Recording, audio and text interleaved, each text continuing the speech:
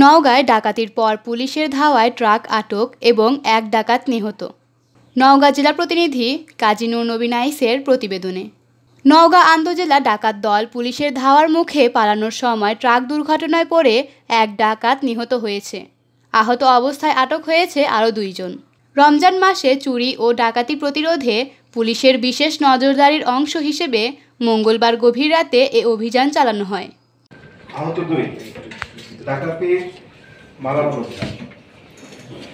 আপনারা জানেন, রমজান মাস শুরু হওয়ার পর থেকেই আমরা কিন্তু আইন শৃঙ্খলা পরিস্থিতি রক্ষার জন্য কাজ করে যাচ্ছি, দিনরাত কাজ করে যাচ্ছি। আমাদের অফিসার ফোর্স সারাদিন কাজ করে, সারা রাতও কাজ করে।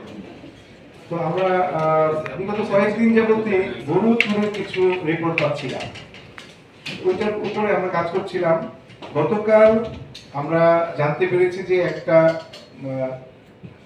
গরু চুরির জন্য একদল লোক আপনার মহাদেবপুর এসছে। ওখানটা আমরা টার্গেট করে অনেকগুলো চেকপোস্ট করি, অনেকগুলো মানে মোর দেন 20 চেকপোস্ট আমরা করি। আমার সব ওসি মাঠে, আমার এই আলফা 2 এবং তার নেতৃত্বে অনেকগুলো টিম বিভিন্ন জায়গায় একাধিক ব্যারিকেড দিয়েছে। ফর এক্সাম্পল, আমরা নওহাটাতে 4টা ব্যারিকেড দিয়েছি কনজিকিউটিভ। আমরা জানি যে এই দিক দিয়ে সে যাবে, এই ব্যারিকেড দিয়ে রাস্তাটা পুরোটা ব্লক করে ফেলা হয়েছে। কিন্তু ওই মানে একটা ডাকাত দল, বেসিক্যালি একটা ডাকাত দল ছিল, তাদের নামে ডাকাতির মামলাও আছে। হ্যাঁ, ডাকাতি করে পাশাপাশি গরু বিভিন্ন জায়গা থেকে গরু ছাগল নিয়ে যাচ্ছে।